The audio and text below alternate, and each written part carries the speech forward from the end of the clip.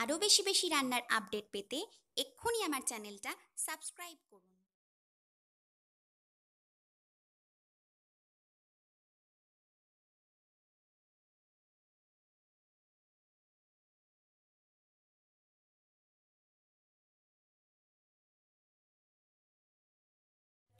Hello friends, welcome to Chandrima's world.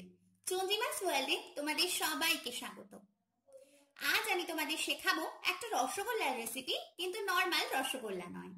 আজ আমরা শিখবো সুজির রসগোল্লা, যেটা খুব কম সময়ের মধ্যে ছানা বানানোর কোনো ঝামেলা ছাড়া ঝটপট বাড়িতে বানিয়ে ফেলা যায়। এবং কোনো গেস্ট আসলেও কিন্তু তোমরা এটা সার্ভ করলে প্রশংসাই পাবে।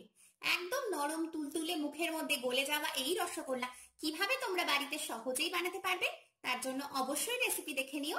আর রেসিপি ভালো লাগলে লাইক, কমেন্ট, শেয়ার আর চ্যানেলকে কিন্তু অবশ্যই সাবস্ক্রাইব করে নিও। এবার চলো রেসিপি শুরু করি। সুজির রসগোল্লা বানাতে আমাদের লাগবে সুজি। আমি এখানে সুজি নিয়েছি হাফ কাপ, আছে ঘি, এখানে আমি লিকুইড দুধ নিয়েছি, এটা ফুল ফ্যাট দুধ আছে, এই দুধটা 2 কাপ, আর এখানে চিনি নিয়েছি 1 কাপ, আর তার সাথে 2 টেবিল চামচ, আর 3টে এলাচ নিয়েছি। দেখতেই পাচ্ছ খুব সামান্য উপকরণ। এই সামান্য উপকরণ দিয়ে আমরা একদম নরম তুলতুলে সুজির রসগোল্লা আজকে বানাবো। চলো এবার রেসিপি শুরু করি। ইন্ডাকশনে একটা পাত্র বসিয়ে দিয়েছি, তার মধ্যে আমি 2 কাপ দুধটা দিয়ে দিয়েছি। এর মধ্যে এখন আমি দিয়ে দেব 1 চামচ মতো ঘি। দিয়ে দিচ্ছি আমি ঘিটা। দেখো এর মধ্যে এখন দিয়ে দিচ্ছি 2 টেবিল চামচ পরিমাণ চিনি। দিয়ে একটু ভালো করে আমরা এটাকে মিশিয়ে দেব। আর দুধটা এবার ফুটে ওঠা পর্যন্ত কিন্তু আমরা অপেক্ষা করব।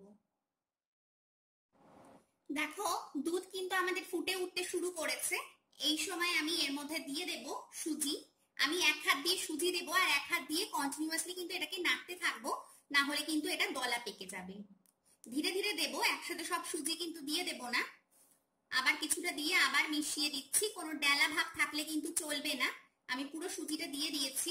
এবার ভালো করে এটাকে আমি নাড়তেই থাকবো যতক্ষণ না পর্যন্ত সুজি আমাদের সবটা দুধ টেনে নিচ্ছে। দেখো 1 মিনিট সময় ধরে আমি এইভাবেই নেড়ে যাচ্ছি। সুজিটা অনেকটাই ঘন হয়ে গেছে, কিন্তু এটা আমাদের একেবারেই শুকিয়ে নিতে হবে যতক্ষণ না পর্যন্ত সুজিটা প্যানে গায়ে থেকে আপনা আপনি উঠে আসে। তো এই কাজটা করতে আরো আমাদের 2 থেকে 3 মিনিট মতন সময় লাগবে। তো চলো এটাকে ধীরে ধীরে কিন্তু আমরা এইভাবেই নাড়তে চাড়তে শুকিয়ে নেব। দেখো আরো আমাদের কিন্তু সময় হয়ে গেছে 2 থেকে 3 মিনিট। তো আমি নাড়াচাড়া করে যাচ্ছিলাম। এখন কিন্তু সুজিটা দেখো পাত্রের গায়ে কিন্তু আর স্টিক হচ্ছে না, ছেড়ে যাচ্ছে, দেখতেই পাচ্ছ।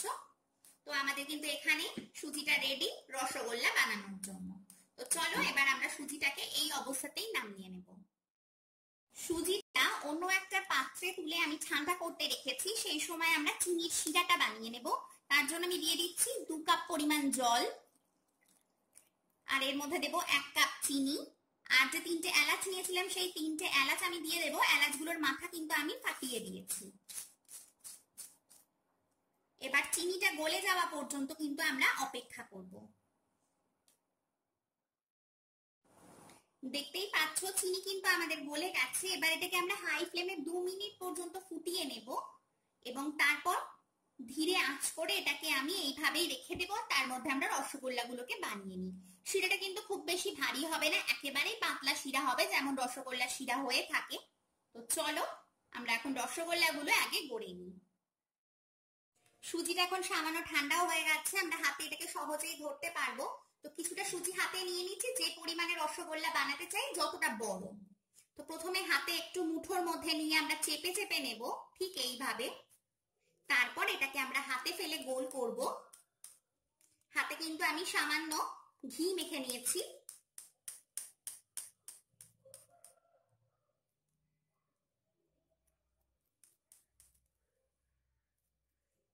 দেখো রসগোল্লা কিন্তু রেডি। এইভাবেই আমরা প্রত্যেকটা রসগোল্লা এখন বানিয়ে নেব। দেখো আমার প্রত্যেকটা সুজির রসগোল্লা কিন্তু বড়া হয়ে গেছে। আমি চেষ্টা করেছি এর গায়ে যাতে কোনো ক্র্যাক না থাকে, সেভাবেই আমি এগুলোকে বানিয়েছি। এখানে আমার 8টা হয়েছে। তাহলে চলো, রস তো আমাদের বসানোই আছে, তার মধ্যে এখন আমরা রসগোল্লা গুলো ছেড়ে দেব।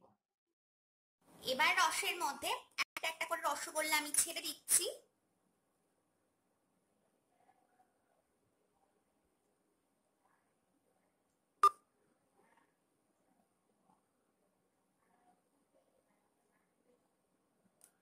প্রত্যেকটা রসগোল্লা কিন্তু আমার দেওয়া হয়ে গেছে।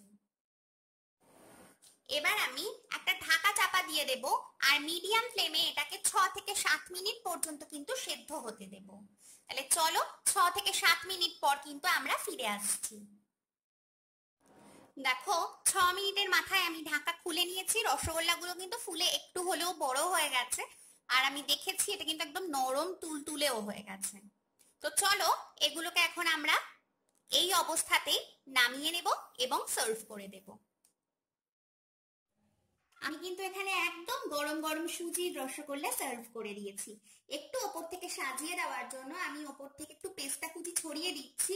এটা কিন্তু সম্পূর্ণ অপশনাল, তোমরা চাইলে করতেও পারো, না চাইলে কিন্তু নাও করতে পারো।